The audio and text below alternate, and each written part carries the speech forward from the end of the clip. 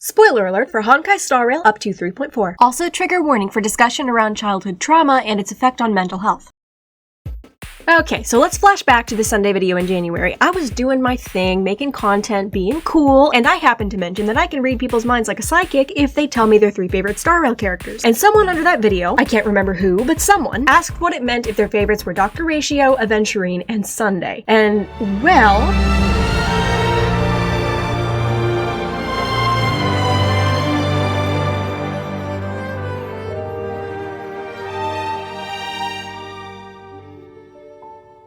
Hello, internet people! Okay, first off, I loved 3.4, and by the way, in case you missed my analysis of the 2 Final animations that got released since then, I still stand by the base theory that Final is Nanook, although it may be playing out a little differently than I predicted. We do, however, have 3 more whole updates before the end of the Amphoreus storyline, and I mean, come on, it's Hoyoverse. You want to know how many plot twists they can fit into 3 updates? The answer is yes. To all those who wished me to recant this theory, I can only say, here I stand. I can do no other, but at least at this point, I'm not standing alone.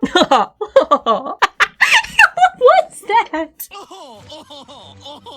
But today, we're not talking about Amphoreus, at least not primarily. I am planning a full analysis of the relationship between destruction and preservation for either next month or the month after, since we now have some more information about it. But the thing is, as much as I love making these big, sweeping theories about the future of the game, especially when they turn out to be right, if you scroll back to my first Star Rail videos, you'll notice that my first love has always been just breaking characters down into their base components and figuring out how those components serve the overall themes of the story. So today, I'm sort of returning to that. As I already said, the concept for this video first tickled my brain all the way back after my Sunday video. Sorry if I did not get to your favorite characters. Full disclosure, it's not as easy as I make it sound, and I had a migraine for a week. And also, I got a little distracted. Dr. Ratio, Aventurine, and Sunday seem like any other character trio on the surface, but when I tried to analyze them, I actually turned into the Galaxy Cat. Because these 3 freaking characters don't have a singular underlying theme like I'd usually look for to understand the person behind the screen. Instead, they are a trinity knot of overlapping themes. And after several months of mapping them out, I'm still not sure what the writers were after by setting the 3 of them up this way, but I no longer believe it's a coincidence. So to the one person whose name I can't remember, who completely derailed me with these 3 characters, consider this your reading. Sorry it took so long. If you guys enjoyed this video, be sure to like, hit the subscribe button, and turn on notifications so you know when I upload next. And also, if you have thoughts on this analysis by the end, I'd love to hear them in the comments. But a little reminder, because I know there are some relevant leaks floating around right now, this channel is a no-leak zone. No matter how insightful your thoughts, if you reference leaks to get to them, your comment will get removed. Thank you guys for understanding. Now let's get theorizing.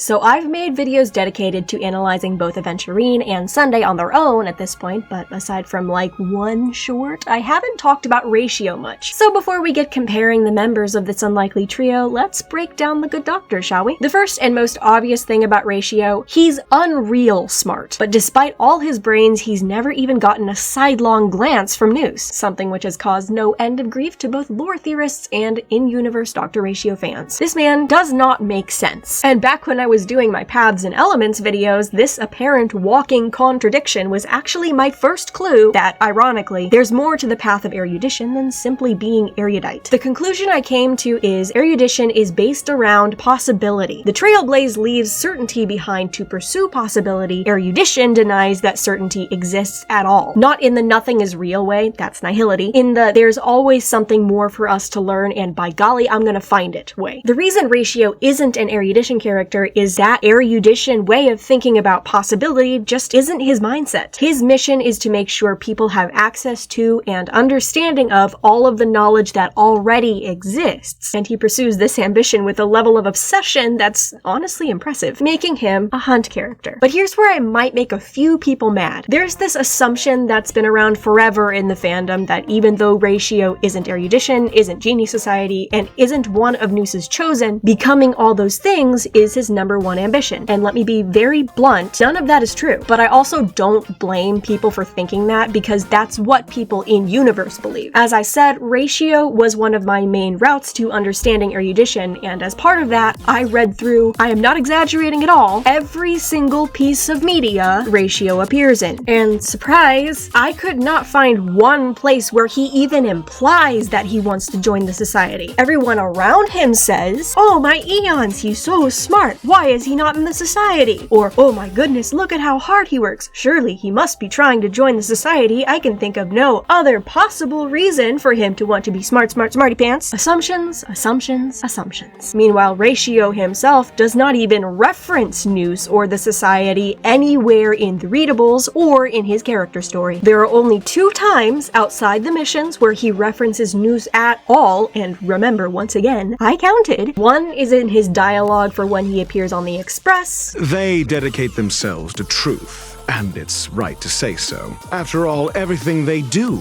is for the sake of Noose. He just sounds so heckin' neutral. He doesn't care at all. And the second is his character ascension voice line. If this day I have not gained the recognition of Noose, it stands to reason that I never will at any point in the future. I will grant you on this one that there maybe might be a singular drop of yearning in his tone, but the way people talk about him, you'd think Noose's gaze is his lifelong ambition, and that just is not the case. In fact, it's almost the exact opposite. Have people already forgotten he literally had an entire Trailblaze continuance where he put together a scavenger hunt with the sole purpose of being a giant middle finger to the geniuses? You think I want to be part of your secret club? No, screw you. You're all just as mundane as the rest of us, and I just proved it. Ta-ta! Ratio's only ambition is eradicating ignorance as if it were a disease. That's the foundation of his vendetta against the society, because according to him, knowledge is supposed to be shared for the betterment of all. In his mind, they hoard knowledge instead of sharing it. That goes against everything he believes. You can see it in his work too. That's the point of him making the Divergent universe with Screwlum. It's something open to the public. Everyone can see it and learn from it, instead of it being tucked away in Herta's office for her personal use only. But what's most interesting to me about Ratio is, even though he clearly has a level of contempt for the society, and at the very least neutrality toward Noose, he doesn't correct people when they misunderstand him. That's part of why people believe he wants to join the society. He just doesn't see a point in telling people otherwise. We see this in other Hunt characters too, where if something doesn't directly affect their goals or the road to reaching them, it may as well not even exist in their minds, and I find that really fascinating. For so many of us, our deepest fear is being misunderstood. To find someone who truly does not care about how people see them is fascinating. This isn't by any means a full analysis of Ratio, and I'll talk a little more about some of his background in relation to the other two, but given how much time I've spent on the other two, I thought I'd at least do a little breakdown so as not to be excessively unfair to the man. Anyway, now that we've got some understanding of Ratio, let's get into the rest of this. Okay, I'm gonna get the duo that is the least interesting to me out of the way first, so I can be shameless about my favorites later. Let's start with Ratio and Sunday. On the surface, they don't have a lot in common, except that they, and Aventurine for that matter, are all imaginary, but when you dig into the lore, which we never do here, what are you talking about? A few do pop up. For one, they're both a bit obsessive. We already talked about how Ratio's ambition for the world is to increase access to knowledge, and how for him, and every other Hunt character we've met, if something in their life isn't a handhold to get them that much closer to their goal, they don't even acknowledge it. And in my Sunday video, I had a whole big section about him possibly having obsessive-compulsive personality disorder. Don't take my word for it, I'm not a professional. He has a rigid way he has to conduct himself, and how the world around him has to run in order for him to feel comfortable in it. And I don't think this came about accidentally for either of them. Both of them were pushed very hard by someone close to them into being the person they are. For Sunday, this was obviously Gopher Wood, but let's take a look at Ratio's background again for a second. If you haven't seen my short on the subject, there is an emanator of elation somewhere in Star Rail.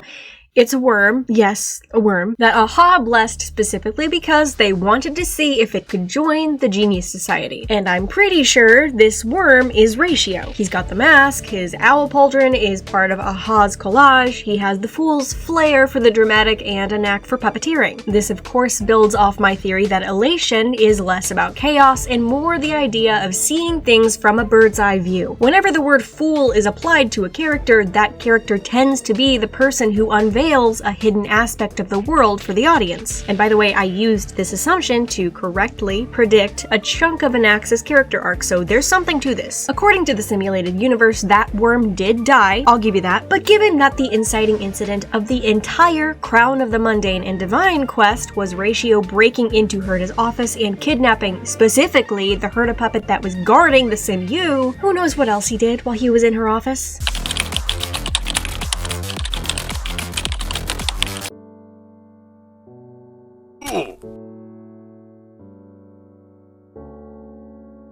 But after Amphoreus, I don't think that's the only information we have about Ratio's background. There is another Star Rail entity that tried and failed to create a perfect genius, and that would be the Intelligentsia Guild. As I brought up in my last theory video, after Rupert II's death, all the scepters were destroyed. There were a few left. Those few ended up in the hands of the guild, and at some point they did try to use the scepters in their possession basically in the same way as we see on Amphoreus, to refine data over multiple cycles until they had their perfect specimen. Only difference is, they weren't looking for wrath. They were looking for genius. We don't really know what the other scepters besides Amphoreus look like from the inside, but Ratio has some very Amphorean vibes going on. Almost suspiciously so. Remember how there was the thing in like 3.0 where Ratio kept showing up on Amphoreus and the devs removed him and were like, oh, we're sorry, it's a glitch.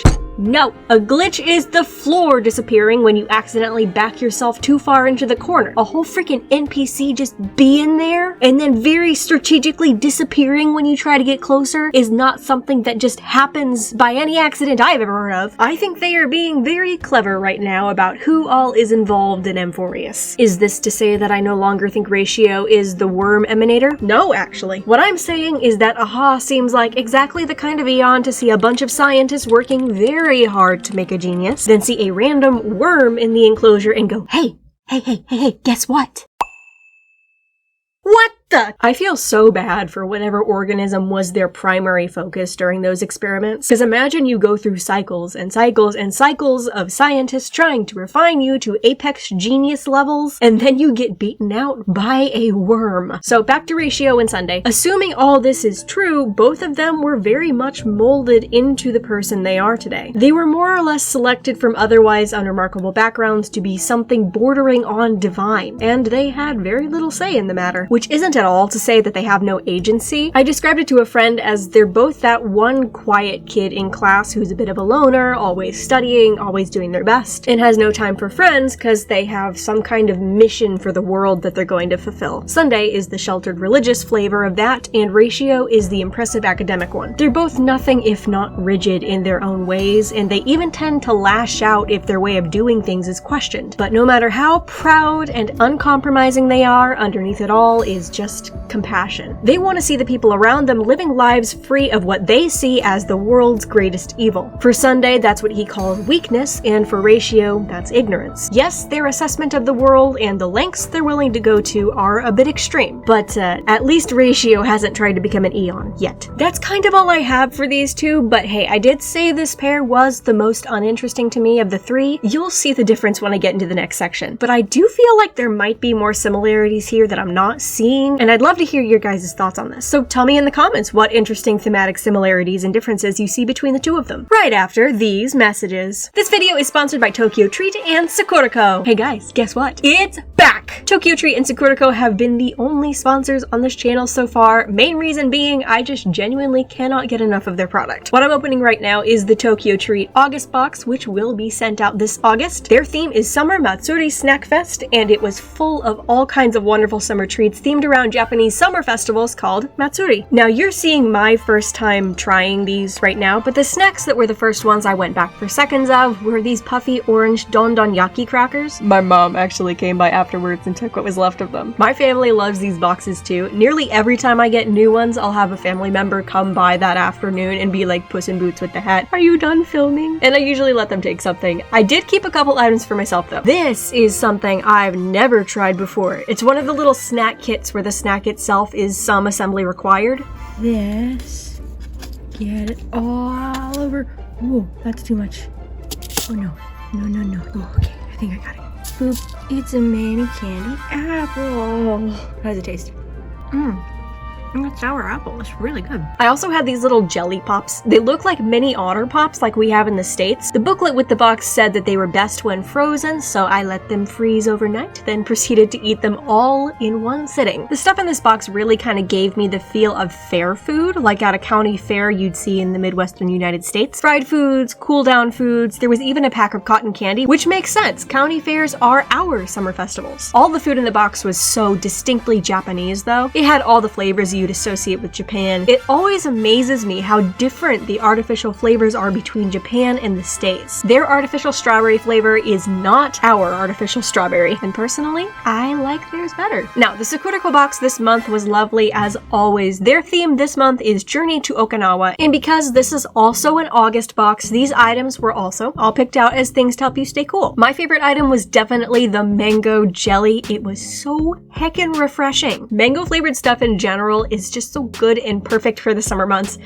They also have these wonderful gorgonzola cheese bites, which also have seaweed in them. They are the first things I reached for after I'd finished filming and was just going back to snack. Also, the household item this month is either this beautiful little bowl or this beautiful teacup. You'll get either one or the other in your box, and if you haven't noticed, I keep the things in these boxes around. Like I have my tenagui from my first box always sitting nearby. The chopsticks from last year's November box get daily use. They choose the items in these boxes with a lot of care. They're all so well made to use and beautiful to look at. And it wouldn't be a Sakuraco review without talking about their tea. I've had Sanpin tea once before, and it might just be my favorite kind of tea out there. One thing really awesome about it is it's incredible if you make it iced, which they provide instructions for in the booklet. Once again, perfect for the summer months. You can sweeten it or not depending on what you want. I like using a little honey. This is freaking amazing. I'd recommend this to anyone who wants a super refreshing summer drink. Tokyo Treat and Sakuraco want people to be able to experience Japan from the comfort of their own home. Guys, this has been a problem with every single one of these sponsor spots I've done for them. I am struggling to come up with the words to adequately explain to you that I'm not just raving about these boxes because I'm getting paid. These are so good. I would not be promoting this to you guys if I did not genuinely enjoy and get excited about these boxes. And one last note, if you're worried about any kind of allergies, all that information is in the booklets with each box, as well as all kinds of fun information around where the snacks come from and the traditions surrounding them. If you guys are interested in getting one of these for yourself or for a friend, check the description or the pinned comment. One of the links is for a Sakuraco subscription, the other is for Tokyo Treat. And you can use the promo code on screen now at checkout to get a small discount and let the company know you heard about it from me. It's a great way to support me as a creator and get something fun out of it too. I get a commission from each sale and you guys get a taste of Japan. Now, let's get back to the video.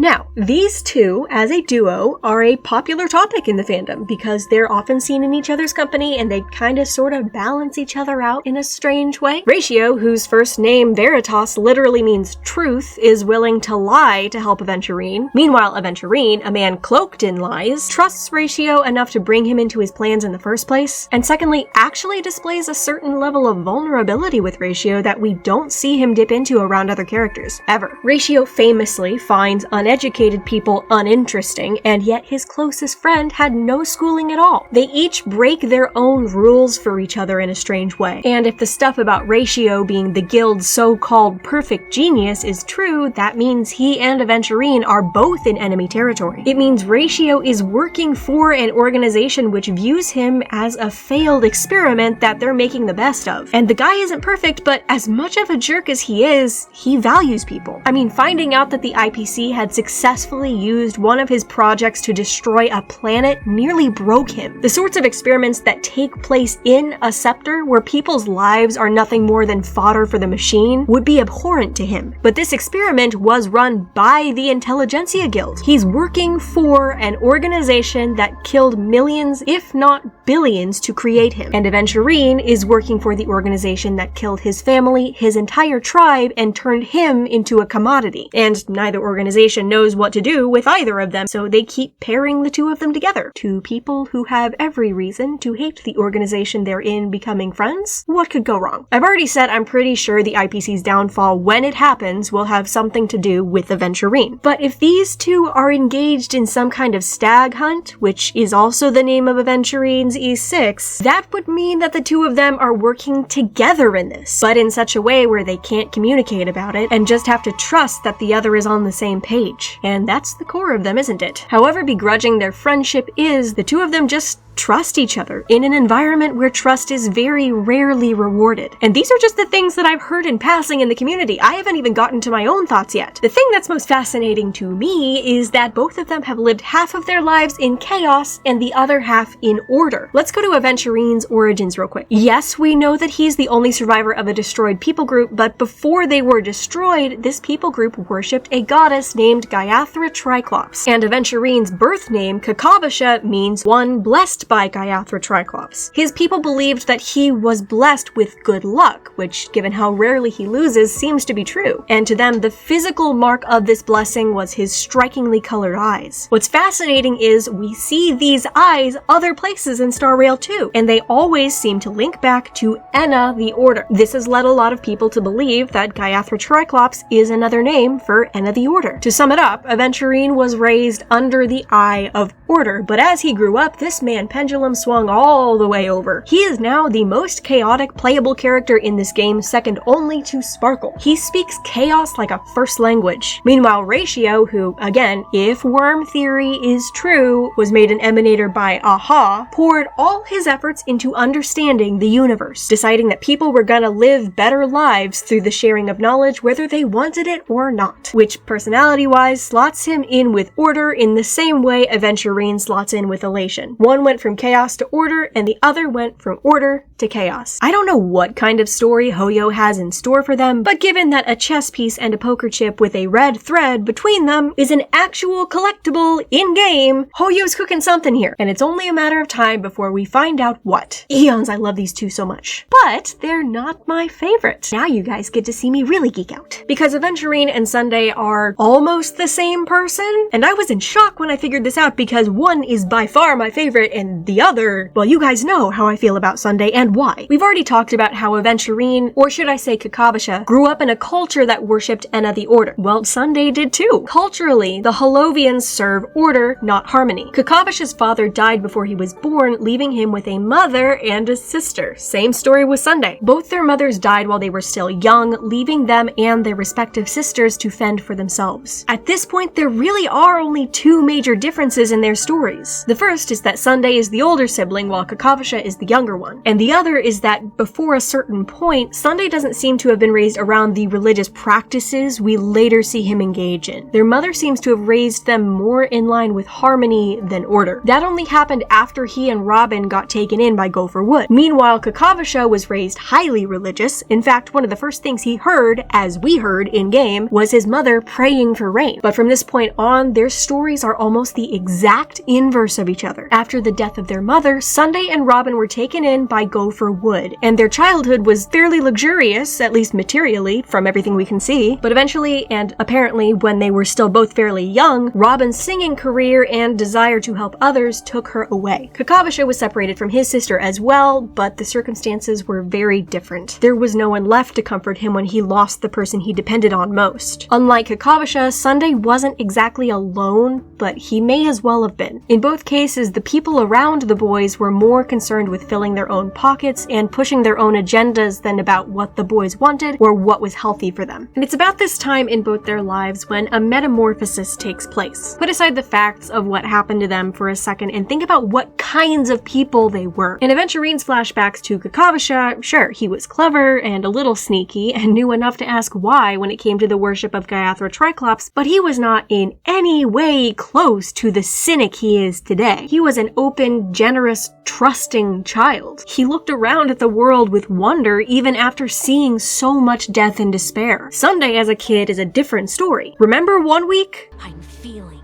murderous. The snark, the questions. He was a cynic at 10 years old. And I honestly don't blame him given what he'd been through. But as I've explained a bit in my Sunday video, as someone from a family that had a very similar flavor of religion to Gopher Wood, that kind of cynicism and snark is not seen as a good thing. Kakavasha and Sunday both had to put up such extreme walls to protect themselves psychologically that in present day, they are unrecognizable from the people they were as kids. In fact, it's almost made to look like when the two of them are confronted with their own pasts in the dreamscape, they both go through an actual split, where each of them looks their past self in the eye and literally can't recognize them as their self. Again, I'm not a professional, so don't quote me on this, but this is one area where I have some experience. When someone goes through extreme trauma at a young age, sometimes it is literally too much for their brain to cope with, and so they more or less create a personality who is strong enough to deal with it, or serve some other purpose, like maybe a caregiver, depending on the exact trauma. In both Aventurine and Sunday, you have this child version of them who's basically just them stuck at the age they were traumatized. And then the characters we first met, the people we're familiar with today, are more or less protectors of this child. Aventurine never wastes a single drop of sweat, is never scared of anything. He seems invincible. But what's happening under the surface is he is the best possible protector for Kakavasha within the environment he was forced to adapt to. Sunday is the same, but the protector he needed looked different. A dutiful son, a respectful worshiper, a pupil of order. This persona won't get him reprimanded for impropriety. This persona gets his father's approval. He doesn't have to worry about Gopher's anger.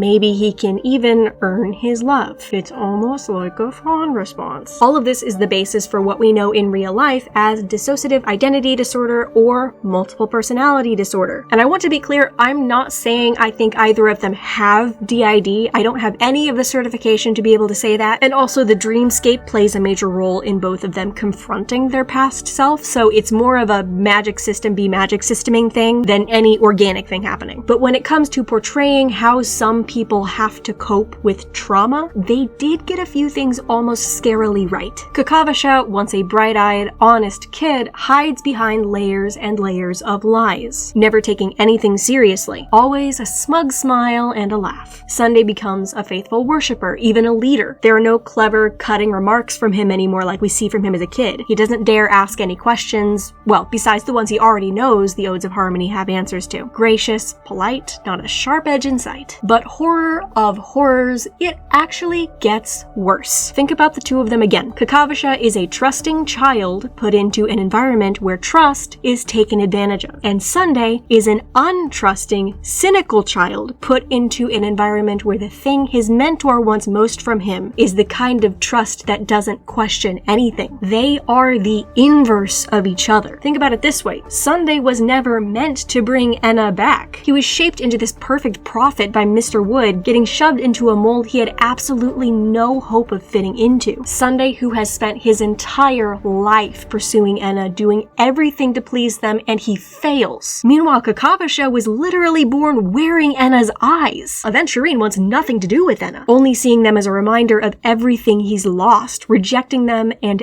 everything they stand for, choosing instead to embrace chaos. And yet this goddess who literally set the laws of the universe in order breaks the rules again and again and again to keep him alive. It must have felt like mockery for Sunday to see him on Penacony. Sunday literally stitches Enna's eyes into his clothing. He wants their blessing so badly, and Aventurine meanwhile jokes about selling his eyes if he could get anything good out of it. Genuinely, I can't think of a way to make this duo more tragic. Each of them is what the other was supposed to be. There was nothing wrong with who these two were when they started out, except that the people around them demanded would they be someone else? What's so fascinating to me is when the two of them actually do end up on their own, without their precious allies, the skill set they revert to is that of the other. Sunday, when he returns to Penacony, doesn't engage in the meticulous planning we see earlier. When things go his way, he calls it good fortune, luck. And in his own time with himself, Aventurine reveals that beneath all his showy wagers and grand bets, he can't lose because he's made sure of it. Let's not forget, it was Aventurine's plan, not Ratio's, that got his cornerstone into Penacony. He is just as meticulous as any other follower of order in this game. When the two of them finally get to the point of confronting themselves, the people they used to be, and moving forward with some level of acceptance, even there, they are the inverse. I am Kakavasha versus I truly despise you. For all his self-hatred and self-destructive tendencies, when Aventurine reaches out to his past self, it's with kindness. And despite how much Sunday believes in his own goals, not giving up even after failure, when he confronts himself, there's hatred in his eyes. The sinner prays, and the priest kills. The angel tries to take God's place, and the devil dies a martyr for the sake of truth. Yin and yang, but which is which,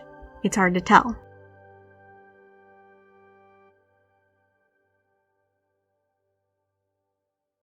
And there we have it. The twins, the coin, and the reflection. Honestly, that last one could have been a whole video on its own, but this felt like a good time to talk about all three of them because there is another trinity like this in Penacony that a friend of mine put me onto not long ago. But that would make the video even longer than it already is, so we're saving that for another day. In the meantime, I have a few things I need to thank you guys for. One, we hit 30,000 followers, and I still can't believe that's where the channel's at as a milestone. You guys are awesome. All of my social media has been absolutely popping off lately, and I honestly don't know what to say except thank you guys. I am so overwhelmed. On that note, you guys have also been supporting the channel in other ways. The art you're looking at right now was made by a friend of mine, and I wanted to take a moment to thank them and also recognize the channel members. This is the first month I've had a Voyager tier member, and one of the perks of that tier is getting recognized at the end of a video. So thank you guys. I really want to do more in my videos, like showing art, giving people shoutouts, and recognizing the amazing, growing community that you guys are. And fun little thing coming up, I am currently working on building a proper mod team as my channel grows, so if you'd like to support the channel that way, keep an eye out for a community post soon, and in the meantime, join the Discord if you want. Be sure to check out Tokyo Treat and Sakuraco in the description or in the pinned comment. Use the promo code at checkout, and I'll see you guys soon for the next update. Until then,